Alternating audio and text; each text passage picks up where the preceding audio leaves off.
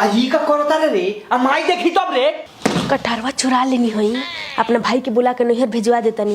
एक दिन बाबूजी हमारे बाजारे गई रहलन तो 500 रुपया मंगलस तो ना किन तहारा माई के कैसन कैसन गाड़ी दीते तू अपन घर जाके लागल बारू। एगो कटहर से तोहर घर उजड़ जाता। देख तोहर नजर इतना खराब हनु कि अगर हमरा घर के एगो सुई पर जे तोहर नजर नीमन से पड़ गइल तो माधर चौदह सुई हमरा घर में लौक नहीं सकत सीधा गोइंग टू तोरा नहीं है। हाँ हाई गर्दनवा में जौन चैनवा पहले बारनु 1.5 लाख के हो हमार बाबूए जी देले बारन एगो 500 तलमुनिया के कटरा अपने नैहर भेजवा तनी तो तोहर घर फट जाता तोहर। तो तू चोरा के भेजबू ना हो चुराई नहीं हो हाँ। देख ले चुराई नहीं हो हाँ। ई तो हमरा मिलल हो तो हमरा घर में तेरा सामानो मिले लगल ना हो वो बाइली सामान हमरा घर में मिले लगल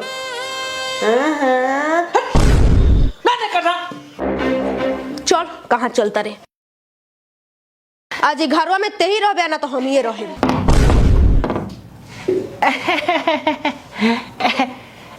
दोनों आदमी रहल जाई एकदम चिपक के रहल जाई एकदम लाशा खाने हाइयो रख दो लुकवा दे एकरा के।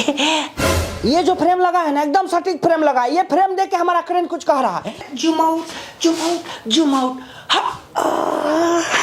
जानते नहीं 6 बजे कल खलो गाँव भर के लोग आई देखे खातिर। बाप रे बाप आहे बाप रानी ले गई।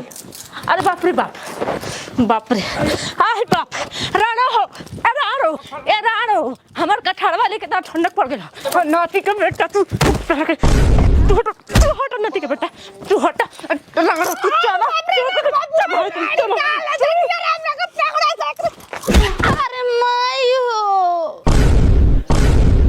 ए राणो केने से तबाही हो तहरा के खतरा जी देखो तनी ए रानी केतिया गरियावतिया अरे माई हो भोसारो गइलू ओकरा कठरा में हो गे अब होगा कठरा अब होगा ठीक हो तरु भौजी तारा में कोनो दोष नहीं खे सीधा मन से गइने सन तारा घरवा में तारा से बतियावे खातिर तारा से भेंट ना भइला तारा पतुहिया से भेंट भइलो जब तारा पतुहिया से भेंट भइल हटे बतिया के जैसे घर से बहरी निकलनी सन तले तू देख लेलू हो जब तू देख लेलू तो तू चोर समझबे करबू एमे हमनी के कोनो गलती नहीं खे। हां छोरा ना तुम्हारे में के चटन की गाले लाल हुई।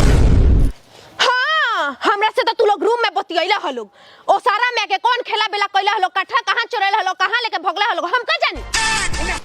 हेलो ए बड़की माई हमर माई रो बोले कटरा नहीं के चुरैले हां तब सरो तोर बाप चोरौले होई ओए चोर ए सराऊ जा गोदिया में बैठ जा अब बैठ के और प्यार से समझावा एतई कोनो झूठ बा का कोरवे में कटत रहे कबो दिन रतिया हां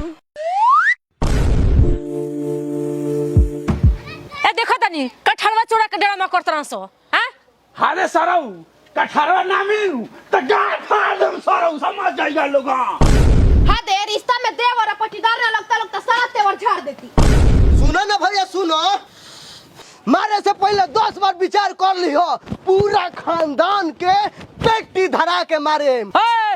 सुनो ओ खानदानों में तू आवेलो सबसे पहले पेटी अपने से पकड़ के अपने आप के मार लो ओकरा बाद हे सरवा के समझाओ कि आदमी बनो साला लइका हो के त निमन हो को हेकरा खानी मत हो। रे रानी सुन हई तो उठ ललिए पर ना हे पर मरला हे पर अरे साऊ मारे तुमने हाथ में लगा कुछ कहला था ए जावना के थाना पुलिस करे बा कॉल ले हमनी के काठन नहीं खींच